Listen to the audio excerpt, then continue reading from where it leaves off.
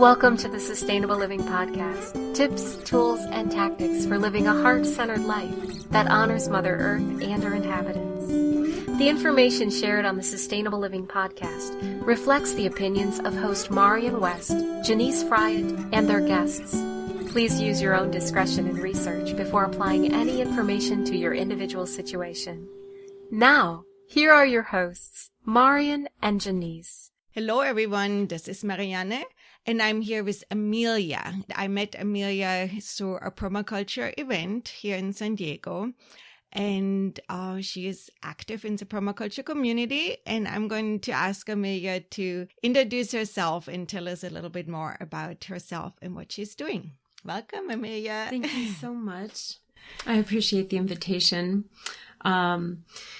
I've been in San Diego for most of 18 years, and probably within 3 years of having landed here, not only did I come across a permaculture activist magazine at a very unlikely bookshelf at a cafe, but I also came to get to know Marcia Baruta, who ran the Permaculture Institute of San Diego. Shortly thereafter, I took my first permaculture design certification course with Larry Santayo, and it's been quite a journey since. If I'm remembering right, that was around 2004.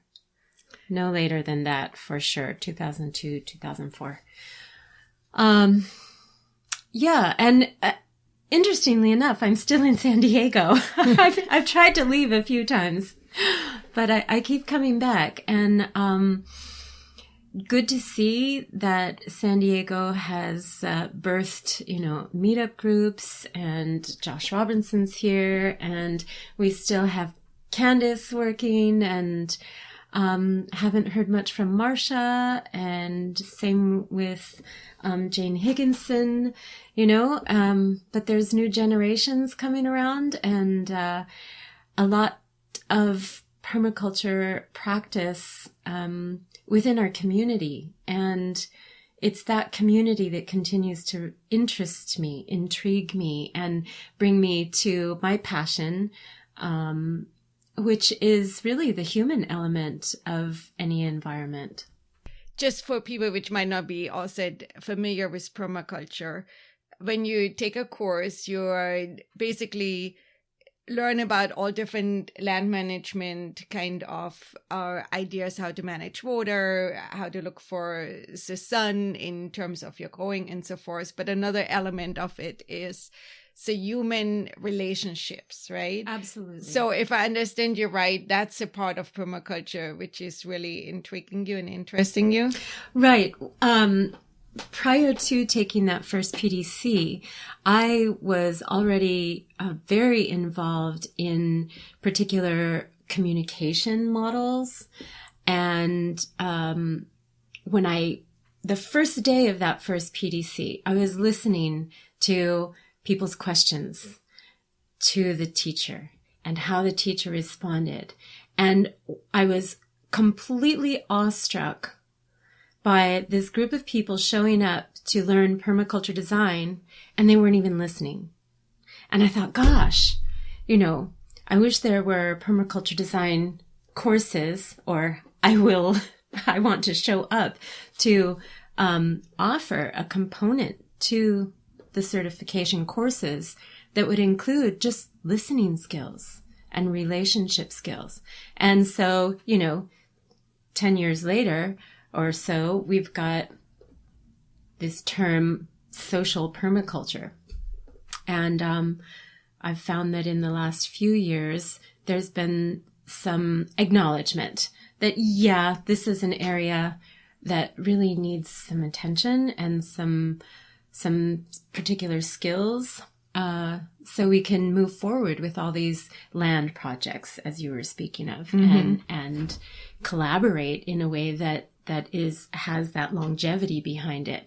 Any place that I've been to this date, okay, that's an intentional community or a sustainability center, you name it. The breaking point it's the human relations. Right. So I hear you say quite a few things here. And I think the listening part, that's not particular to permaculture. I have read like in business communication and just everywhere said listening is a skill which most people are lacking. And it's very important in relationship building. Because if you have another person talk and the whole time you just think about what you want to say, yes. And then, what the other person is saying is not really thinking in. And then it makes it very difficult. I took an online class with Chef Laden, and he was saying that, yep, the human element is the most challenging. It's much easier to deal with floods and droughts and, whatever comes along. But if we don't figure that out, then things are very difficult, I think. Mm-hmm. I want to bring this to the design realm that permaculture design brings us to. And so if as people, we are not listening to each other, well, we're probably not listening to the land. We're probably not making clear observations. And these are the things, the clear observation part of any environment is that starting point. And if we are moving out of the habit of just trying to fix things, and it's like, oh my gosh, there's a problem, we got to fix it, then how likely are we to be seeing what's really there, seeing what the needs are, and really clearly identifying the elements even? So in permaculture design environments, let's just go with the PDC, with a learning environment. People are excited, they're passionate, they're coming with their particular skill sets that they want to share, they want to contribute. And so there's a lot of lovely stuff flowing around. And I've often seen where we're so quick to just lay things on top of things because we like them, or because someone else likes them. and we don't see what's there and what's going on. So the listening part, to me, it's about bringing your listening self and your observational self to the land, to the place that you have this incredible responsibility to steward and to design for. And that takes a lot of care and a very particular attention.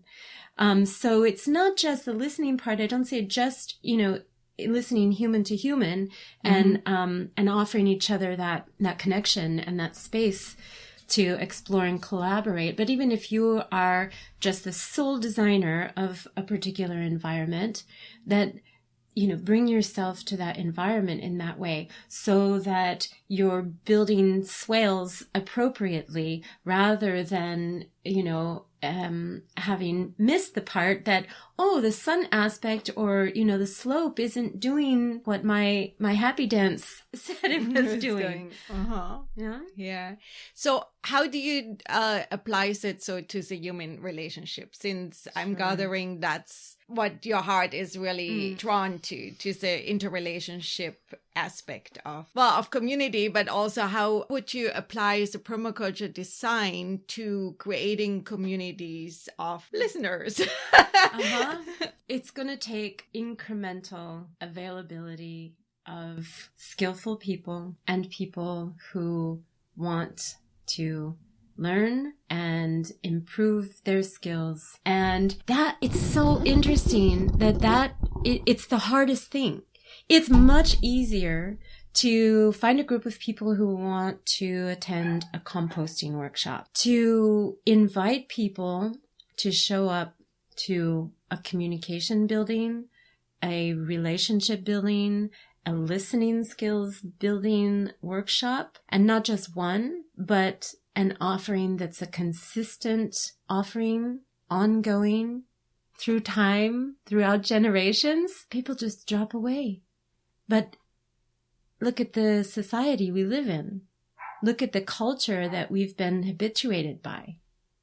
And our daily habits. So this will bring me back around to what is essentially permaculture in your daily life. Whether you have land much at all. We all have land. It's under our feet. There it is. No matter what your environment looks like, you can take steps to listen in a way where you start realizing that you are the designer of your world. And that is the message that I think permaculture design offers better than anything else, simply by having a really strong set of principles and ethics to take steps by. And to me, that's this incredible checklist that we have. And I can ask myself any moment of every day, right? Am I following those principles? That's something that everyone can do as a person, and take those principles and ask of yourself, oh, well, am I applying this in my human relationships, in my work environment, how I'm interacting with the people on the street, how I'm asking questions even at my business meeting? Am I willing to speak up? Am I a risk taker? Am I taking these risks and creating these edges? Like, for me, that's a huge thing. That's the yummy thing. And our current culture, our social culture, really still, what I've seen is it really still shuns, or we're all rather shell-shocked by the confining system that suggests that, no, don't say anything. You're going to rattle somebody and then you'll lose your job, and all of this fear-based confinement. So I just encourage people to ask yourself, what healthy risks are you willing to take today to sort of start shifting those parameters and showing up to your edge in a healthy way, in a way that is inclusive. So you're actually inviting people to join you in something, in a new possibility. I just want to clarify edge really quick, because maybe for people which have studied permaculture, that's something we all talk about a lot. And the theory is that on the outskirts, where two different environments meet each other, a lot of possibilities are happening. So whereas the ocean and the rivers are coming together, for example, there's a lot of diversity of lives. Amelia is basically putting this into the human relationships, that if we are pushing ourselves, we're creating an edge where new thought and new behaviors can develop. Did I understand that right? Yes. Okay. And therein we're more available, and hope. And after we take that risk, there's often this sort of softening and like an ecstatic energy exchange that says, oh my gosh, that wasn't so scary. And wow, I really want to know more about this person, and I'm really more available now. And so then collaboration is more possible. And when these two or more people are also showing up with an intention, which could be, in this instance, guided by the ethics of permaculture design, of care for the earth and care for the people, and if we are staying tuned to that, and that's our intention, then it's certainly not so scary.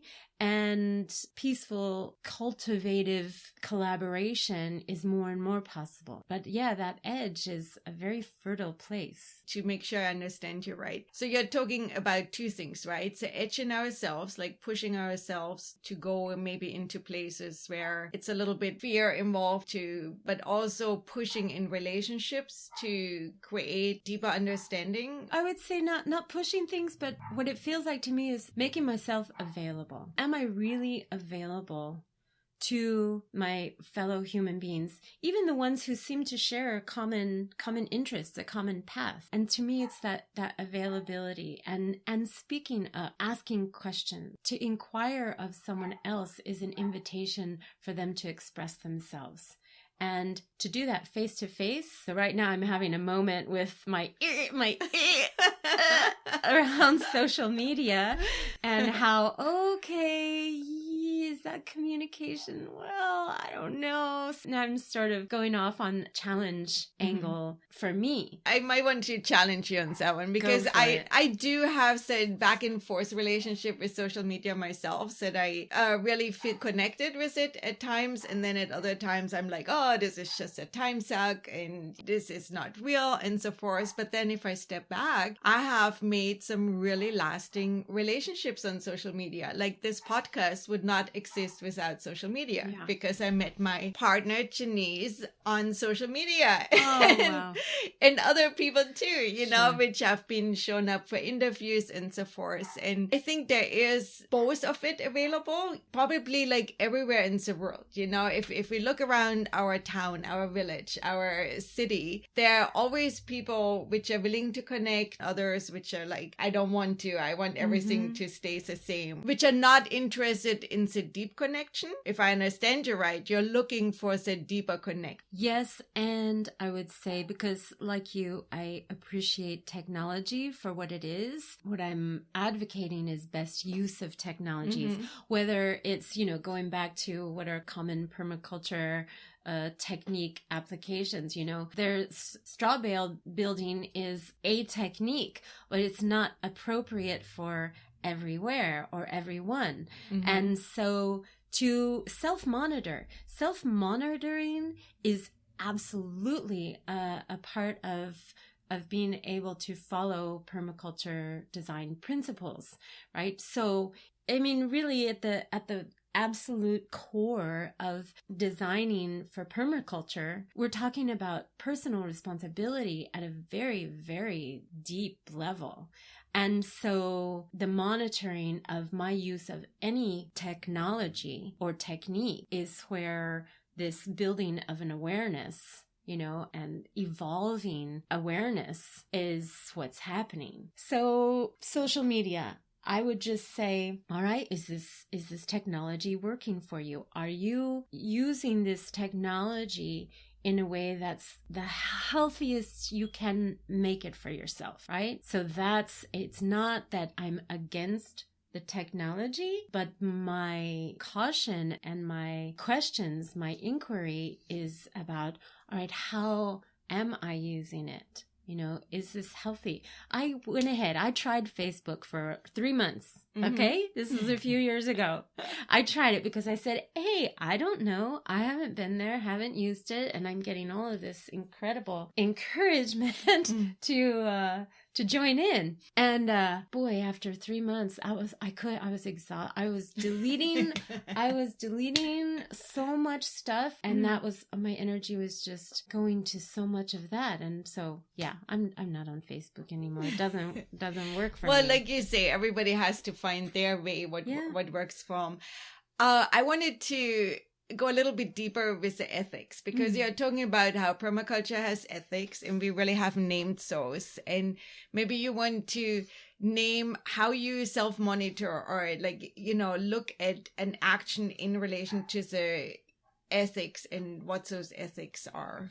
Okay, so there's the ethics and the principles, and the ethics care for the earth and care for the people. There's about 15 principles, and those are where I use as my kind of touchstones to ask these questions of myself. You know, one of them really, and I'll just recently, is like, wow, boy, have I been kind of sidestepping or not really embracing the creating for abundance. You have to have abundance to be able to circulate in a way that is sustainable, right? So for me, that's the one I'm really embracing right now. But at any given time, inclusion, right? To design for inclusion rather than exclusion. And these are putting these principles in very, very short form. Right. There's some beautiful descriptions of these principles that you can find online. and in many places. To those. So if you go to the website and read the show notes, we make sure to have a link so that you can really explore what are the ethics, what are the principles. And then I think that would be a good call for action to look at these principles and think about how do they apply to my life, to kind of go through that thought process. Just get it started, right? Absolutely. And it looks like on the third Sunday of every month, I'm going to be holding a permaculture circle, if you will. I will post the invitation officially through the San Diego Permaculture Meetup group within the next couple of weeks to have an environment, a forum where, whether it's the interpersonal, community, human aspect, and or any techniques and technologies that are to serve the land-based practices, but as a dialogue forum that is going to be held in more of a talking circle way, which that's one of my tools. That's one of the models that I work with. I know that you just recently completed a permaculture teacher training, and I wanted to ask you to share about that. But is it one of the results of your teacher trainings that you decided to start the circle, or is it some you have been kind of wanting to do for a while? Both. Okay. So would you share, please, about your experience, or tell us about the teacher training you did? So I couldn't have handpicked it better myself. I'd been wanting to do a permaculture design teacher training for years, and I had found that they're often in other parts of the world, or too expensive for what I could afford, or the teacher, I was like, I don't know. And this one was everything all perfect. Just like I wanted it.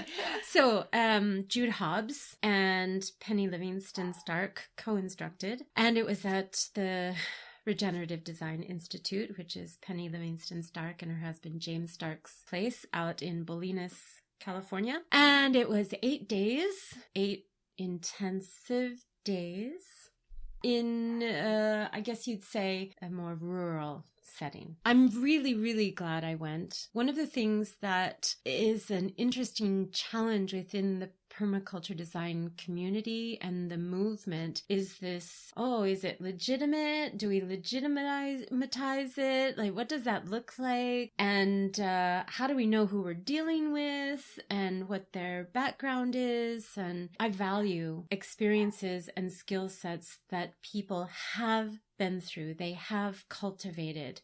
And I'm not going to stop there. It's like, somebody has a PhD. Done. Like, you're it. No. But there's something there. It tells me there's a dedication. There is an investment of themselves in a process.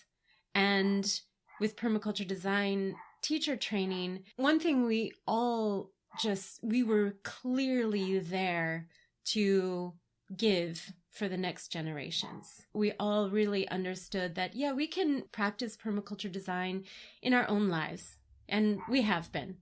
And we can bring it to our immediate communities in many ways. But to say, hey, I'm offering myself as a teacher now, it's another thing. And I was so excited to see that with 14 participants, 14 students, there was so much diversity there. We ranged in ages from 19 to 65. Yeah, it was very intense instruction and very qualified, very highest quality instruction about teaching. And yes, like you mentioned earlier, you can kind of Google anything these days and all these different teaching techniques and technologies. There's just so much out there. And what a gift that Jude Hobbs in this instance has. She's just invested so much of her life to gathering the tools that she has found has worked best for her, and then designing a teacher training to then pass it on to us so that we can take it in and digest it and then be able to and be a really stronger part of this community. And we had really good food too. I mean, that almost goes without saying when it's a permaculture get-together of any kind. Right. Yeah. You took the training because you see yourself going in the direction of teaching permaculture. How are you planning to apply course? What I'm most aware of is that for a number of years, a focus group of mine are youth and families. So bring me the children And I've, with the communication and relations work that I've been doing for years, the schools, the San Diego Unified School District is finally, at least having made the proclamation to shift from a punitive to a restorative system. Mm-hmm. And I'm part of that movement, which to me, it's like, hey, whatever happens first, if they say, yes, we want some permaculture design education, learning opportunities, great. So I really see bringing this to the youth, elementary school, all the way through university level. I'm game. Well, and that's probably where we can do the most impact. If you get older, it's great to pick all this up, and I'm definitely a lifelong learner, but I only have so many years left. But if you can get a 5-year-old to embrace those ethics and principles and so forth, we can build a completely different way of life, really. Yes, and design new systems. Mm-hmm. And that's where, I'm getting older too. And it's in these up and coming generations. And so I feel that what I can contribute that's going to have the most impact. And I just want to pause for a minute because I'm reflecting on a comment that a friend, actually a fellow permaculture design practitioner, and he's extreme, he's incredible, Ben Lawson. And he said to me, Bill Mollison, and wow, he passed on, right? Mm-hmm. Yeah. Gosh, so taking a pause with that, and all kinds of gratitude going out to Bill Mollison. And Ben says, Bill, he said no to teaching permaculture design to children. And I said, Ben, let's put this in perspective. And this is my, how I see and read and hear what Bill was saying. Okay. Mm-hmm. So I totally own this. This is mine. But what I imagine, having worked with very, very young children for a long time, is that he knew and wanted to honor the fact that they're already tuned in. Mm. They've already got it. And the best thing that we can do for them in those very early stages is to support their natural exploration and their natural way of putting things together, or designing, as it were, and also exploring their human relationships, and that to be a support for that, for at least those first 7 years. And that if we're trying to educate them with a certain system, whatever it is, even permaculture design, that can become the box. And so I just wanted to go there. I love that you said that, because I think children already know so much. And I have my little grandsons in my life, and are almost 2-year-old on a very regular basis. And he just explores all the time and finds out things and observes. And that's really one of the bases of permaculture, is observation. Like you said, there are boxes have been created for us to go into. And I think we lose that observation. We're being told that things are a certain way. So I love the way you were explaining that kids already know. So our job is to step out of their way and allow them to do that. That said, the reality is that lots of kids right now find themselves in daycare situations all day long. Funny you should mention that. Go ahead. No. It seems like you have something to say about that. Well, please continue. I do. Well, basically what I'm saying is that if those are more regulated environments, then, for example, my house or my backyard. Yes. And so if we can bring that kind of education into the preschools instead of sit still and, behave, which I'm not saying all preschools are that way. There are a lot of them which really want kids to explore and provide a lot of opportunities. But that's where I think permaculture would be great to bring in. Yeah. Okay, so did you hit a spot right now. So guess what I've been doing for the last couple of months, and sort of throughout a course of many years here and there. I actually substitute teach at daycares and preschools. Oh. Okay. So I wish I could say that my observations of daycares and preschools in San Diego were other than a militant coup, but in fact, it's pretty awful. And It's all I can do to be there, grounded in my practice and offering moment to moment opportunities within this system that tells 2-year-olds to stop spinning and sit down and suggest that they're bad throughout the day, where they're being yelled at all the time, is really, really hard. Oh yeah, I bet just even you saying this right now gives me like upset stomach almost, Yeah. So wouldn't you know, I am asking myself questions like, okay, is it time for me to start a system of preschools and daycares? I mean, it's that I've been taking time to track, right? Mm-hmm. So another thing that I'm very interested in is tracking. Okay. Mm-hmm. And I have yet one of my next explorations and learning opportunities that I'm going to give myself is a tracking school. But you can track, your carbon footprint, for example. Well, if I track, let's just say a violent community, take any violent community in San Diego and the people element. If we were to track any of those participants, the contributors to any of that, and track their education or their care environments. And if we remember that between birth and 7 years old, that's it, man. It's all right there. And you get to work through and with that for all the way forward. I think that's pretty accurate. In my experience, I think that's pretty accurate. Well, the amount of violence and abusive behavior on very, very, very young people is astronomical. It is no wonder. And I think it's a complete miracle that there's as little violence as there is being played out in the world. And to me, that just speaks volumes to the love and the determination flowing through any one human being to contribute in a connective, peaceful, loving way in this world.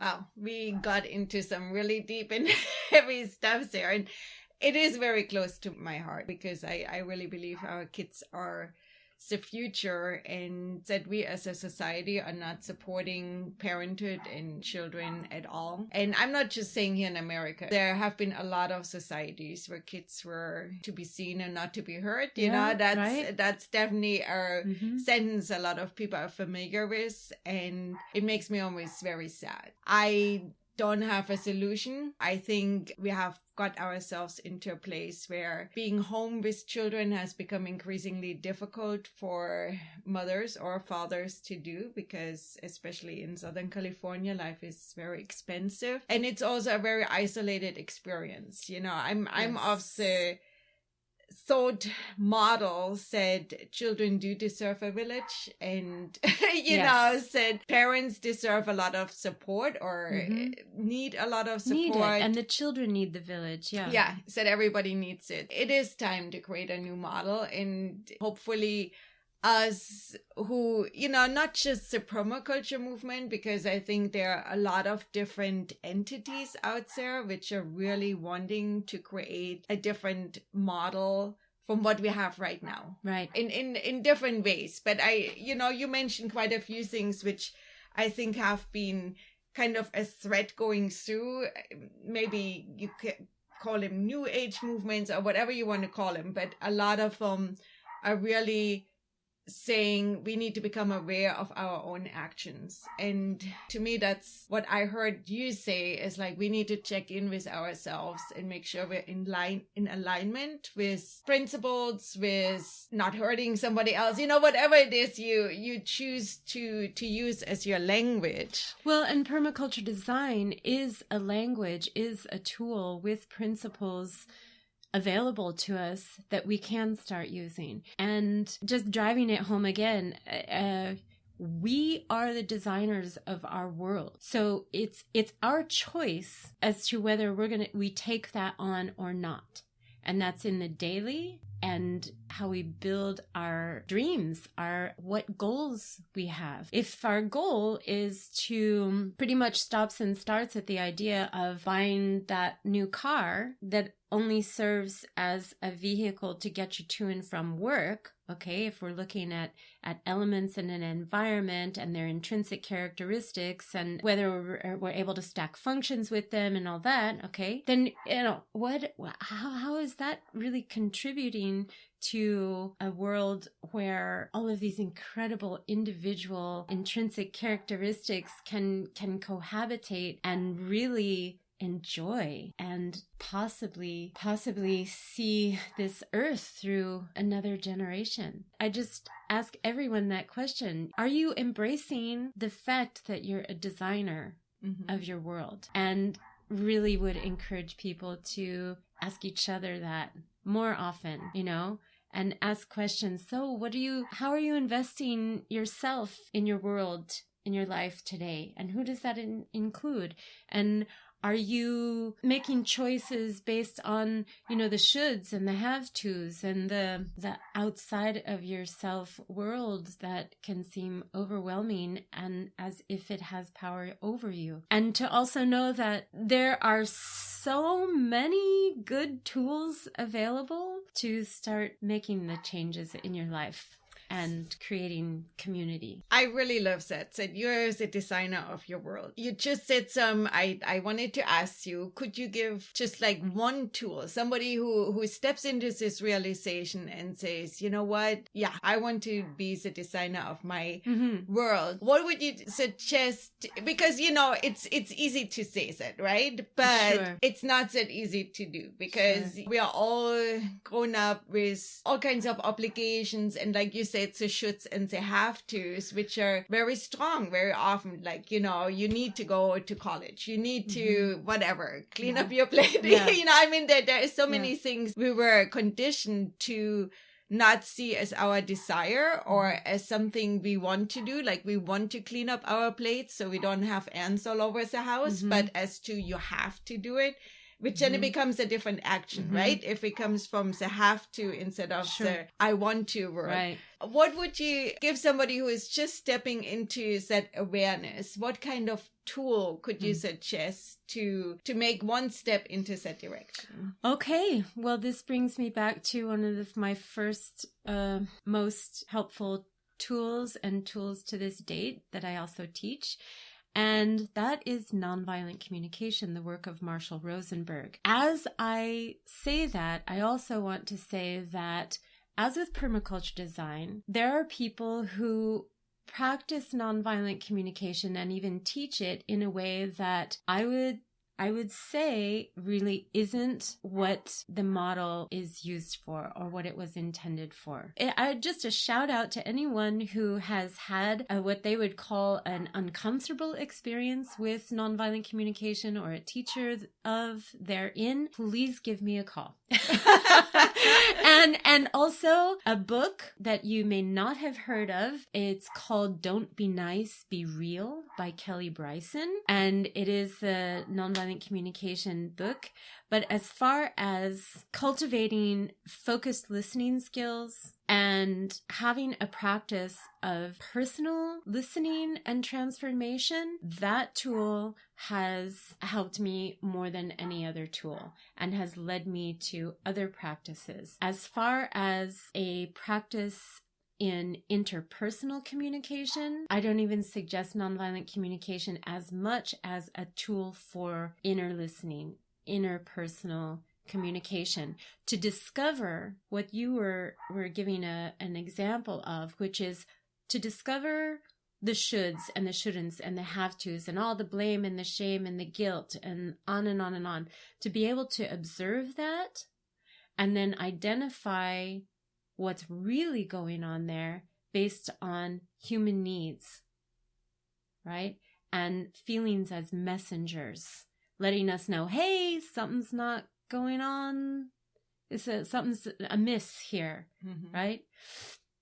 So that I'm more available to myself in a way where I can step up as the designer of my world, right? I'm not trapped then in all of that weird messaging that keeps me, running this system out there. So that's one tool. But permaculture design is right there. It's the other tool where, as a designer, if I can just look at those principles and start living them just in my daily life, it'll help me navigate and move through, the things that I have, and to be able to identify, well, what's serving me? What's really serving me? What can I let go of? And you start in a practice of being able to identify what's really serving you and what's not, and practices of letting go, and then calling in what you do need. Yeah, I think that's a very potent tool to practice. And what really resonates with me a lot is practicing nonviolent communication with yourself. Absolutely. Because I think so many of us, myself included, have those voices which tell us, this wasn't good enough, even as a permaculture designer, to say, oh, maybe I didn't make my design perfect enough, or what would somebody else think, and so forth. And I think that's so strong in so many of us, said to let go of said self. Somebody called it the inner mean girl or the inner mean boy.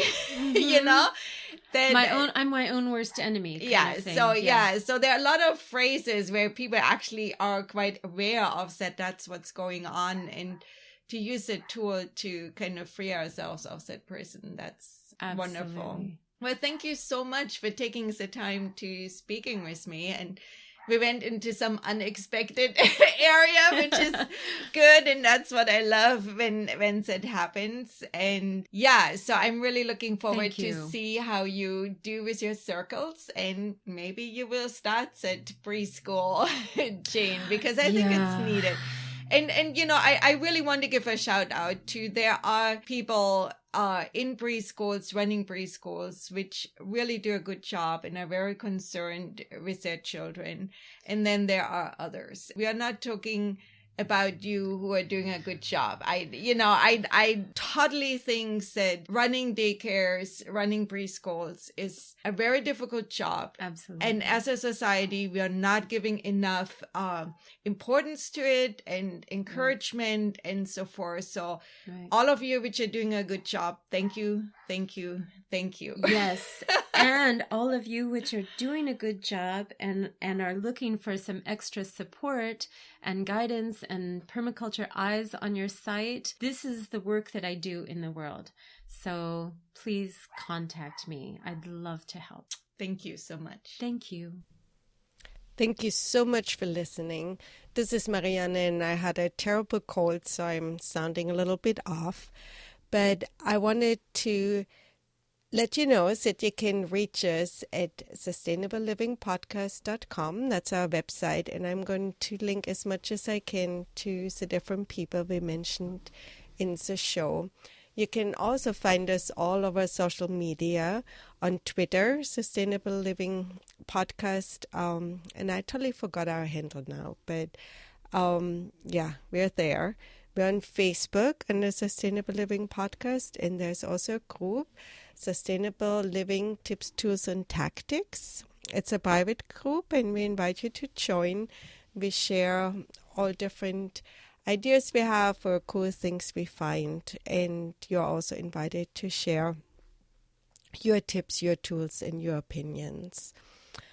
We also are on LinkedIn, so we started our page with our podcast, and you can check that out. You can reach Janice at sustainablelivingpodcast.com. I also, it's the same for me, Marianne at sustainablelivingpodcast.com or sustainablelivingpodcast@gmail.com. And that's actually the address I check the most. We also are part of the Better World Podcast Collective, and I truly wish you check it out. It's a collection of some pretty cool podcasts, from very different genres or topics, but they all have to do with sustainability. I think that's enough for today. Thank you so much, and hope you tune in next time. Take care.